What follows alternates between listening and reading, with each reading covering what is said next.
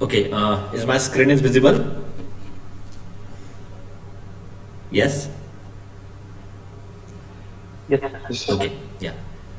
Uh, so as far as the hypothesis test is concerned, only one part is remaining, which I have discussed in our last lecture. That in every question, okay, basically on Z test and T test, I'm talking about only Z test and T test. Okay, chi square test के examples already कल मैंने complete किए थे, उसके MCQs भी लिए थे. So that is all about your chi square test. Okay, I don't think so now you will have any problem with the chi square test. Okay, और आपके पास एमसीक्यूज है, so you can easily do some practice on that particular topic. The major problem is with this z test and t test. Okay, तो इसमें अभी तक के सारे जो क्वेश्चंस थे ना, वो टू टेल्ड मतलब टू टेल के ऊपर थे. Now let me just explain what is the difference between two-tailed and one-tailed. Okay, can anyone tell me? ये भी मैंने ऑलरेडी एक्सप्लेन किया था, बट उस टाइम पे भी आपको मैंने बोला था जब एग्जांपल स्टार्ट हो जाएगा तभी आपको इन दोनों में डिफरेंस समझ में आएगा. So let me first explain what is the exact difference between these two terminologies, two-tail level of significance and one-tail level of significance. Okay, so let me explain that. Okay, so 5% level of significance. 5% level of significance का meaning क्या होता है? Can anyone tell me? 5% level of significance का meaning क्या होता है? हाँ, तो आप 5% एरर के साथ आगे क्वेश्चन सॉल्व कर रहे हो. तो अगर 5% में एरर अगर आपकी आ जाती है, सो विल एक्सेप्ट. मतलब ये अगर आपका टोटल रीजन है, if this is my whole region, तो इसमें मैं 5% एरर के साथ इसको एक्सेप्ट करने वाला हूं. मतलब तो यहाँ पे 5% एरर. टू टेल का मीनिंग क्या होता है? वो जो 5% एरर है वो आप दोनों साइड पे लेते हो, टू टेल. ओके, और बोथ साइड. तो यहाँ पे कितने परसेंट में आ जाएगी वो error? 2.5%.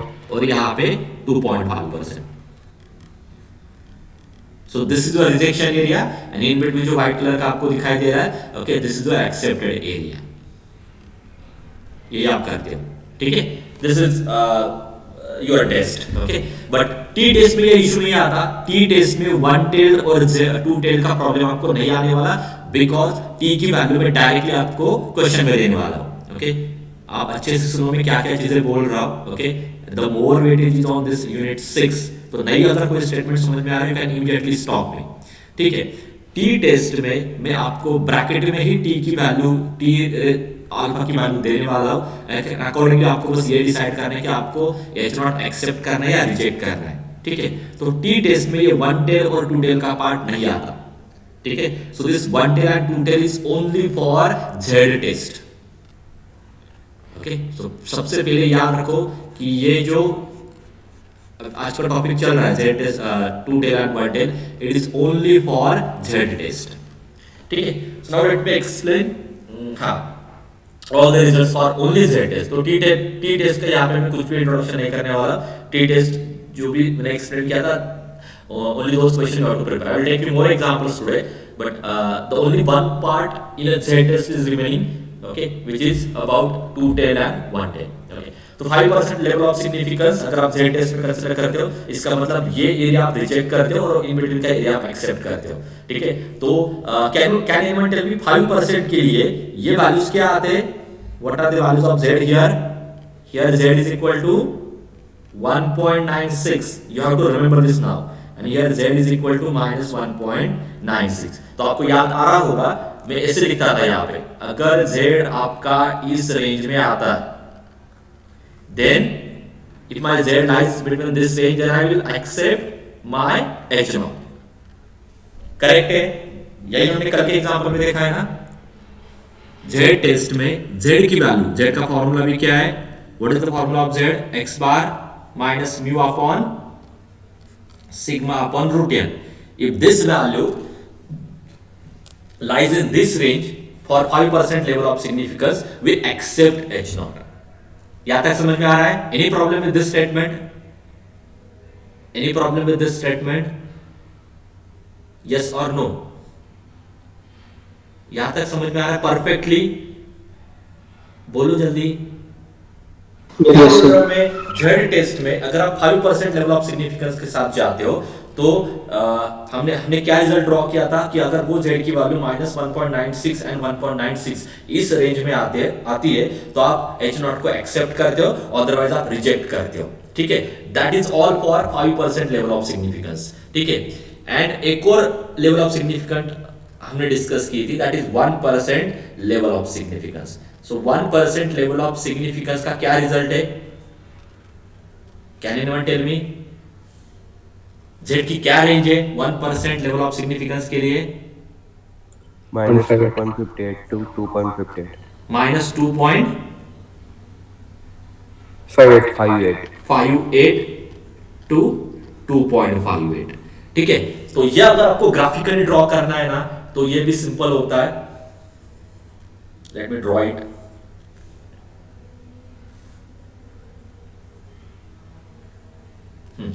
Now 1% level of significance, इसका मतलब again for two tail only. अभी तक की टोटल थ्योरी में टू टेल के लिए ही एक्सप्लेन की थी, आज बस मैं एक एग्जांपल लेने वाला वन टेल के ऊपर। तो इन दिस केस अभी आपको दोनों साइड से, मतलब 1% एरर को दोनों साइड से डिवाइड करना है, इसलिए ये आ जाएगा 0.5% और ये आ जाएगा 0.5%। Now this become your accepted area or accepted region. Clear? So see, this is the exact difference between the 5% level of significance and 1% level of significance. 1% level of significance में z की रेंज क्या है? तो ये आपका accepted area होता है। मतलब यहाँ पे अगर आप अच्छे से देखते हो ना, ये जो पॉइंट है, इस पॉइंट पे z आपका होता है 2.58 और इस पॉइंट पे होता है z is equal to -2.58. So if your z lies in this range, will accept h naught, otherwise will reject h naught। ठीक है, तो यही अभी तक हमने लर्न किया है। ओके, अभी इसमें एक और पॉइंट में ऐड करने वाला है, which is वन टेल। ठीक है, अभी पहले तो आपको यह समझ में आना चाहिए कि वन टेल कौन से केसेस में आने वाला है। Okay, for example let me take one simple example, तो आपको समझ में आएगा कि वन टेल के क्वेश्चन आइडेंटिफाई कैसे करते हैं। ओके, सी वन टेल के क्वेश्चन में ही वो स्टेटमेंट मेंशन होता है। ओके, उस हिसाब से आपको ये समझ में आ जाएगा कि ये क्वेश्चन वन टेल के ऊपर है या टू टेल के ऊपर है। वन टेल के क्वेश्चन में they have to mention specifically. Okay, हाँ, बट फॉर टू टेल जैसे अभी तक आप क्वेश्चन देख रहे हो उसी फॉर्मेट के सारे क्वेश्चंस रहेंगे। सो let me give one example जिससे आपको ये समझ में आएगा एक ही पॉपुलेशन पे वन टेल क्या होता है और टू टेल क्या होता है। ठीक है, now let me give one simple example, यही एग्जांपल आप दिमाग में याद रखो। तो मैं सेम एग्जांपल कंटिन्यू कर रहा हूं जो अभी तक मैंने यूज किया है। Let me consider my class. Okay, so class of से 250 स्टूडेंट्स अराउंड। ओके, हाँ, तो अगर मुझे बस ये चेक करना है यूजिंग सैंपल डिस्ट्रीब्यूशन, अगर मुझे ये चेक करना है कि whether my result is good और bad, I just want to check whether my result is good or bad, मुझे बस इतना चाहिए। ओके, तो आप क्या करोगे उस केस में? आप क्या करोगे? आप कोई भी एक सैंपल लोगे, ओके, और आप ये चेक करोगे, ये आपका क्या होगा? there is no significant difference between mean of sample and mean of population। ठीक है, अगर ये H नॉट आपका ट्रू आता है तो आप बस क्या करोगे? रिजल्ट चेक करोगे सैंपल के लिए, करेक्ट? तो इसका मतलब क्या? ये sample, this sample is represented the whole population in case of good और बैड रिजल्ट। तो गुड और बैड रिजल्ट के लिए आप एक सैंपल लोगे, सैंपल का रिजल्ट चेक करोगे। ठीक है, अगर सैंपल का रिजल्ट गुड आता है तो आपका आंसर का रिजल्ट इज गुड, अगर सैंपल का रिजल्ट बैड आता है योर रिजल्ट इज बैड। ठीक है, तो यहाँ पे एक तो इक्वालिटी होगी, मतलब एच नॉट आपका क्या होगा? Whether this two are equal. तो ऑब्वियसली अल्टरनेटिव हाइपोथेसिस क्या होगा? This two are not equal. In this case अगर मुझे बस ये चेक करने के रिजल्ट मेरा गुड है या बैड है, but if I consider particularly this part, okay, how many students, नहीं, हाउ मेनी भी नहीं बोल रहा हूं, काउंट नहीं रहता यहाँ पे। The average mark of students got greater equal 60 marks.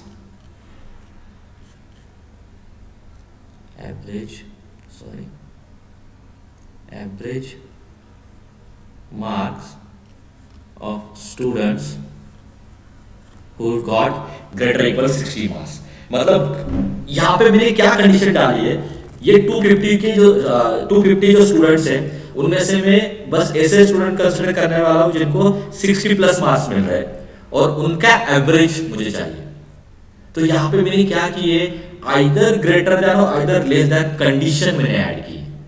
अभी यहाँ पे जो मेरा कंक्लूजन है ना, इस कंक्लूजन में मैंने आइदर ग्रेटर देन और आइदर लेस देन की कंडीशन ऐड की है। Maybe I am interested for less equal 50 marks. तो जहां पे greater equal and less equal, okay, या ग्रेटर देन और लेस देन ऐसी कोई कंडीशन, इसका सिंपल मीनिंग क्या होता है, इंक्रीज और decrease, increase, decrease, greater than, less than, ऐसी कोई कंडीशन अगर आपको चेक करनी है, then we are interested in one tail, then we are interested in one tail part, okay. Otherwise we always consider two tail. अगर जो hypothesis आपको check करना है, उस हाइपोथेसिस में ये मेंशन है कि check for greater than this count और ग्रेटर देन दिस मार्क्स और check towards the increasing profit, check towards the decreasing profit, like that। ऐसे वर्ड या ऐसे इनइक्वालिटी अगर आपको कहीं पे दिखाई देती है, then we'll always consider one tail Z test। समझ में आ रहा है क्या बोल रहा हूं? समझ में आ रहा है? Increasing, decreasing, greater than, less then, ऐसे वर्ड्स अगर आपको कहीं पे दिखाई देते हैं ना, तो उस केस में आपको वन टेल Z टेस्ट का यूज करना है। So in that case we'll consider one tail Z test. अभी वन टेल Z टेस्ट में क्या क्या रिजल्ट है, वन टेल Z टेस्ट की क्या क्या रिजल्ट है, ओके। तो इसमें दो ही पॉसिबिलिटी है, आपको मैंने पहले बोला है, वन टेल Z टेस्ट में एक तो इंक्रीजिंग होता है या तो डिक्रीजिंग होता है। तो if I draw a graph here, if I draw a graph here, let me draw it properly, same ही ग्राफ है। If I draw graph here, so one tail, जैसे आपको यहाँ पे दिखाई दे रहा है, टू टेल में दोनों साइड से आप वो एरर आप रिजेक्ट करते हो, वो एरर आप रिमूव करते हो, या वो एरर आप कंसीडर करते हो दोनों साइड में बेसिकली, है ना। 5% level of significance means we consider 2.5% on both side. तो वन टेल में अगर आपको 5% लेवल ऑफ सिग्निफिकेंस के साथ जाना है, तो आपको किसी एक साइड से वो एरर डिलीट करनी होगी या वो एरर कंसीडर करनी होगी। You have to consider either on left side, so ये टोटल एरिया इस केस में 5% आएगा, या तो आप राइट साइड में कंसीडर करो। These are the only two possibilities, either you can consider on left side और either you can consider on right side. This is the difference in one tail and two tail. One tail में क्या होता है, वो जो 5% error है वो आप आइदर लेफ्ट साइड में कंसीडर करते हो या आइदर राइट साइड में कंसीडर करते हो। 5% या 1%, दैट डजंट मैटर कि 5% एरर आ रही है 1% एरर आ रही है, दोनों के केस में आइडिया वही है। So what is the difference between one tail and two tail? Two tail में 5% error divided on both side, one tail में 5% error will be considered either on left side और on right side. Any doubt up to this part? यहां तक समझ में आ रहा है? Hello sir. हाँ बोलो सर, ते लिमिट्स काय असतील त्या केसमध्ये? हाँ ते सांगतो लिमिट्स काय असतील सर? हाँ इंटरवल त्याच्यावर तुम्हाला जरा समजेल, ठीक है। So if I consider 5% error on left side, तो ये आपका एक्सेप्टेड रीजन होगा जो व्हाइट कलर में दिखाई दे रहा है, ठीक है। तो यहाँ पे अभी आपको बस ये देखना है कि ये रेंज क्या है, ओके। तो यहाँ पे इस पॉइंट पे z की वैल्यू आती है -1.64, ओके। आगे का भी नंबर आई थिंक 5 है, चेक, हाँ कहाँ पे मैंने नीचे लिखा है कहीं पे, हाँ -1.645, ठीक है। तो ये जो पॉइंट होता है ये होता है -1.645। Can you tell me what is this point? Right side में अगर आता है ये पॉइंट क्या होगा?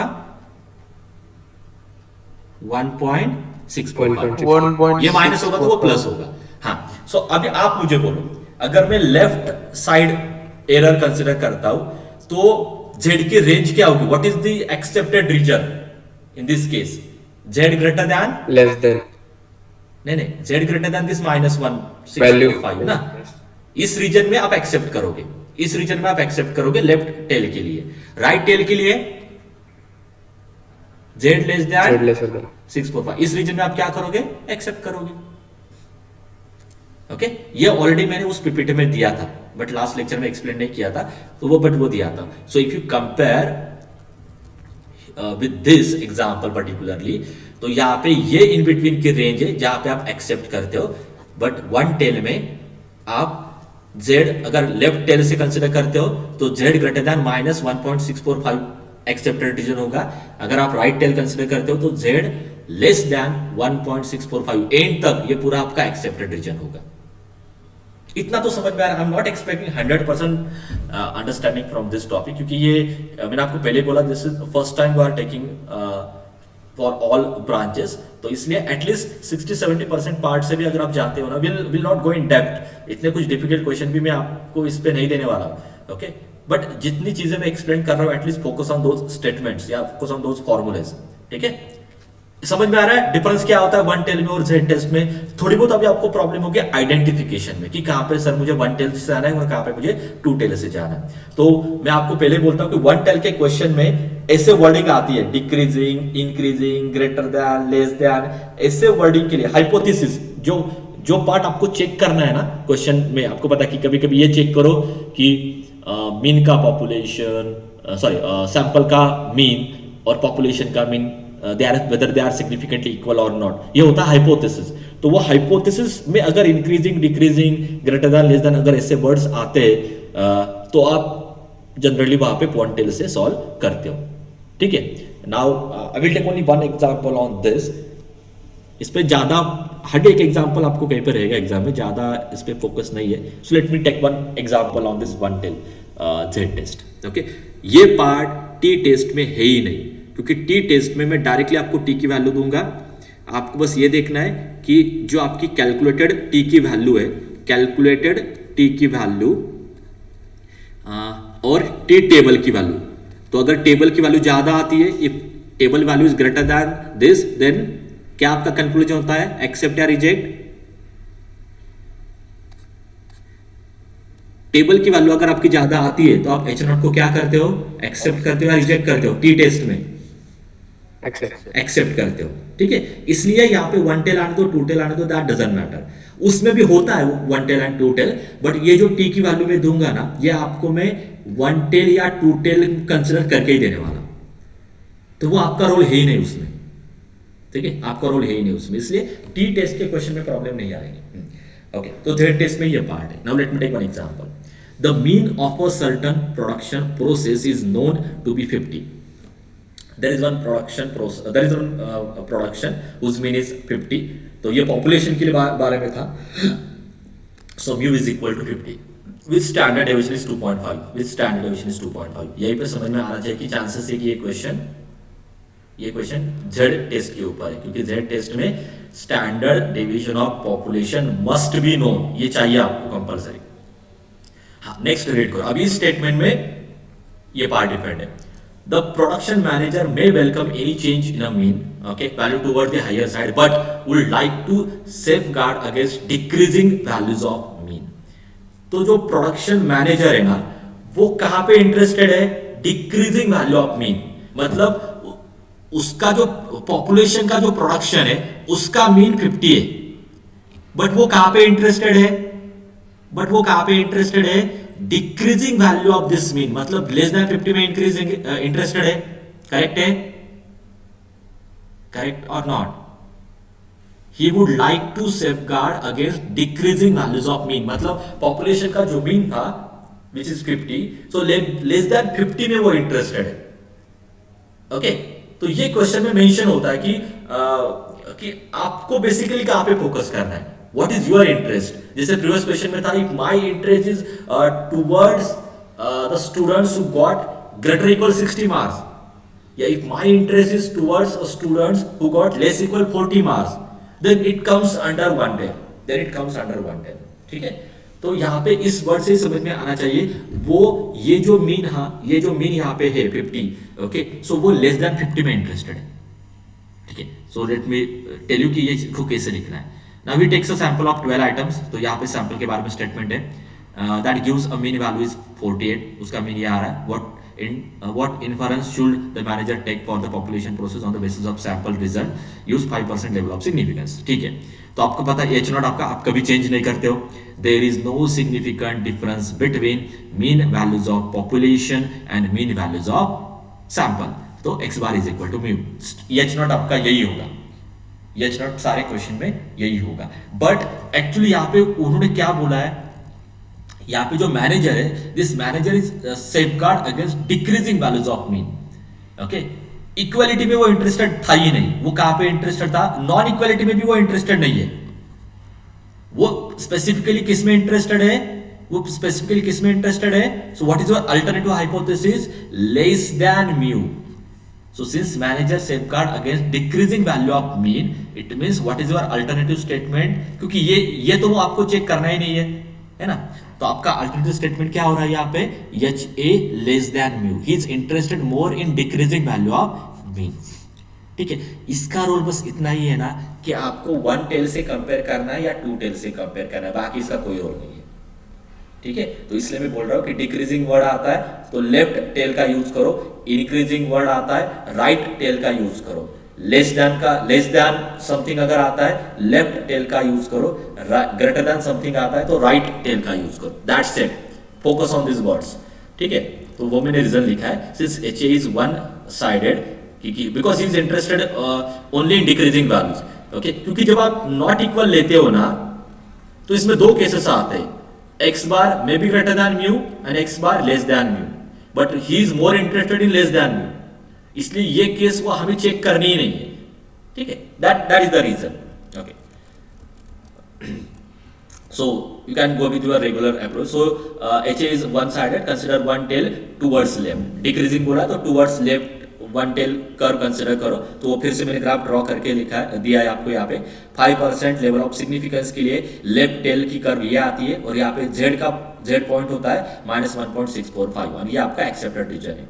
सो if I use the formula of Z which is x bar minus mu upon sigma into root n, सारे वैल्यूज आपको गिवन है, सैंपल का मीन, पॉपुलेशन का स्टैंडर्ड डिवीजन है, number of elements in a sample, so you will get that value as -2.0784 and you can see this value is less than कहाँ पे, this value is less than -1.645, तो ये value, ये जो red colour का reason है इसमें आ रही है, you can see this value lies in the rejection part, है ना, because it is less than -1645, therefore we reject our null hypothesis with 5% level of significance. Are you getting this question? Any doubt? समझ में आ रहा है? Yes or no? Yes sir. ठीक है। And prepare, सी मैं इन क्वेश्चन में भी यहाँ प्रॉपर मेंशन करूंगा कि डिक्रीजिंग है या इंक्रीजिंग है या लेस देन है या ग्रेटर देन है, accordingly you have to just take either left tail और राइट टेल, ठीक है। एंड 5% पे ही ज्यादा फोकस करो, 1% के भी क्वेश्चन है but they are more interested in 5% level of significance, तो वो भी ज़्यादा कंफ्यूजन करने की जरूरत नहीं। Okay, now these are the miscellaneous questions, just for practice मैं वो ऐड कर रहा हूँ। So Raju restaurant near railway station at Fana has been having average sales 5% T cups per a day, ठीक है। ये उसका जनरल स्टेटमेंट, पॉपुलेशन का स्टेटमेंट है, तो म्यू इज इक्वल टू 500 जो मीन होता है। Because of development of bus stand near by, okay, bus stand आने की वजह से ही expect to increase its sale. तो मुझे बोलो वन टेल का क्वेश्चन है, टू टेल का क्वेश्चन है, उसको पॉपुलेशन के एवरेज 500 है बट वो उस पे सेटिस्फाइड नहीं है, उसको उससे ज्यादा चाहिए, मीन एवरेज सेल उसको ज्यादा चाहिए, so he is interested in increase its sale. तो ये वन टेल का क्वेश्चन है, okay. During the first 12 days after the start of bus stand the daily sales were as under, मतलब 12 days का sample आपके पास है, ठीक है। On the basis of sample information can one conclude that Raju restaurant cells have increase, increase होगा क्या उसका से, ये आपका क्वेश्चन है। Use 5% level of significance. अभी आपको क्वेश्चन से तो समझ में आ रहा है कि वन टेल का क्वेश्चन है, बट ये क्वेश्चन, इस क्वेश्चन में आप पहले मुझे ये बोलो ये कौन से टेस्ट से होगा, जेड टेस्ट से होगा या टी टेस्ट से होगा, that is my first question. क्या क्या गिवन है, म्यू गिवन है 500, और क्या गिवन है, एन गिवन है 12, और सैंपल के एलिमेंट्स गिवन है। So first you tell me कितने एलिमेंट्स है सैंपल में, 12। So first you tell me कि कौन से टेस्ट से होगा, टी टेस्ट से होगा या जेड टेस्ट से होगा। T test T test T test, Z test से पॉसिबल नहीं, क्योंकि जेड टेस्ट के लिए number of elements in a sample must be greater equal 30 या भी लेस इक्वल 30 है। तो ये टी टेस्ट से सॉल्व हो रहा है, तो टी टेस्ट में वन टेल आने दो या टू टेल आने दो, वो इफेक्ट करता ही नहीं आप पे, क्योंकि मैं ऐसा ब्रैकेट में देने वाला हूं। I will directly give this value, T at 0.05 is 1.796। तो आपको वो देखना भी नहीं है टी टेस्ट के क्वेश्चन में, यार इंक्रीज हो रहा है डिक्रीज हो रहा है, don't go with that way. आप डायरेक्टली अपना टी कैलकुलेट करो। सॉरी मैंने क्या किया यहाँ पे, जेड सॉरी टी है ना, ये रॉन्ग मिस्टेक हो गई यहाँ पे, it must be Z, correct ना। टी टेस्ट का फॉर्मूला है ना ये, टी टेस्ट में यस आता है, this is my mistake. So T is equal to X bar minus mu upon S upon root N. तो एक्स बार आपके पास नहीं है, तो आप क्या करोगे, इन सारे नंबर्स को ऐड करोगे divided by total number of observation, तो उसका मैंने टेबल ही दिया है, इन सब की addition divided by total number of observation, so that mean is 548। फिर आपको इसका स्टैंडर्ड डेविएशन भी कैलकुलेट करना है, which is 1/n-1 summation xi minus x bar whole square. तो मैंने यहाँ पे हर एक xi के लिए xi minus x bar whole square calculate करके रखा है। इतना लेंथी कैलकुलेशन आपको एग्जाम में नहीं आने वाला, सो डोंट वरी। तो ये वैल्यू आती है 23978। तो 1/n-1, n था 12, सो 1/11 मल्टीप्लाई बाय दिस, तो आपका स्टैंडर्ड डेविएशन आता है 46.68। तो x बार कैलकुलेट किया आपने, s भी आपने कैलकुलेट किया, तो t का फॉर्मूला क्या है, x bar minus mu upon s upon under root of n। तो this value is 3.558, but table की वैल्यू क्या थी 1.796। तो टेबल की वैल्यू लेस आ रही है, तो आप क्या करोगे, एक्सेप्ट करोगे या रिजेक्ट करोगे। टी टेस्ट में अगर टेबल की वैल्यू लेस आती है तो आप क्या करते हो, रिजेक्ट करते हो, ठीक है। So though this is the problem on one tail, though this is the problem on one tail, but in case of t test वो वन टेल पे आने दो, टू टेल पे आने दो, वो चेक करने की जरूरत है ही नहीं। But in case of Z test आपको थोड़ा देखना होगा, जेड टेस्ट में फिर रिजल्ट अलग अलग, क्योंकि यहाँ पे मैं ब्रैकेट में वैल्यू नहीं देने वाला हूँ। In case of Z test I will not give you this range, ये आपको याद रखने ये सारे रिजल्ट्स कि 5% में इस रीजन में आप एक्सेप्ट करते हो, 1% में इस रीजन में आप एक्सेप्ट करते हो, यानी वन टेल में 5% की ये वैल्यू, 5% की ये value. No need to remember for 1%, ठीक है। वो भी है रिजल्ट, आप चाहो तो पीपीटी में देखो, that also values there, okay. तो टी टेस्ट में ये वन टेल टू टेल का पार्ट आता ही नहीं, आप अपने रेगुलर हिसाब से कैलकुलेशन करो, you will get the answer. एक और क्वेश्चन मैंने टी टेस्ट का दिया आपके प्रैक्टिस के लिए, ओके। ऑब्जर्वेशंस की वाले सैंपल देखिए समझ में आना चाहिए कि इसमें number of sample is less equal 30, you can go with T test, okay. Use T test की वैल्यू ये आ रही है, और स्टैंडर्ड वैल्यू मैंने आपको ऑलरेडी ब्रैकेट में दी है 2.226। तो टेबल की वैल्यू ज्यादा है, therefore we accept the null hypothesis here, okay. यही बस समझ में आता है। यहाँ पे आप देखो, this is the two sample, sorry हाँ, यहाँ पे ये टू सैंपल का क्वेश्चन है। Again this for practice, I will not explain here, this for practice, ठीक है। मैंने सॉल्व कर मतलब सॉल्व ही दिया बुक में से। तो यहाँ पे h0 आपका हो गया, there is no significant difference between mean value of first sample and mean value of second sample. तो सैंपल का ये फॉर्मूला है आपके पास, उसमें सारे वैल्यूज पुट करो, कैलकुलेट करो। ये टू टेल का क्वेश्चन है, और ऑलरेडी मैंने रेंज भी दी है ब्रैकेट में, ठीक है। तो z लाइज बिटवीन -1.6 to 1.6, इस रेंज में वो आ रहा है क्या, नहीं आ रहा है, therefore we reject the null hypothesis. This is for practice. एक और क्वेश्चन मैंने ऐड किया है, टू सैंपल का क्वेश्चन है ये, जस्ट फॉर प्रैक्टिस, ओके। तो you can try this also. यहाँ पे भी आप देखो, ये इस रीजन में आ रहा है, नहीं आ रहा है ना, -1.96 to 1.96, ये उस रीजन में नहीं है, ये आपका रीजन होता है, तो ये इस रीजन में नहीं है, therefore we reject this null hypothesis. So I think this many examples are enough for this topic. जितने एग्जांपल मैंने आपको प्रोवाइड, ये पीपीटी में आज प्रोवाइड करता हूँ, so I think this preparation is enough for the last unit. Okay now इस पे क्वेश्चंस कैसे आने वाले, let me quickly explain that. Okay और अभी टाइम नहीं है. आपका नेक्स्ट लेक्चर क्या अभी? Do you have your next? Yes, sir. Okay so अभी ओरली एक्सप्लेन करता हूँ. ओके ये possible you can note down the things. Okay अभी जो मैं बोल रहा हूँ वो आप नोट डाउन कर सकते हैं. Okay just a minute, let me stop recording here.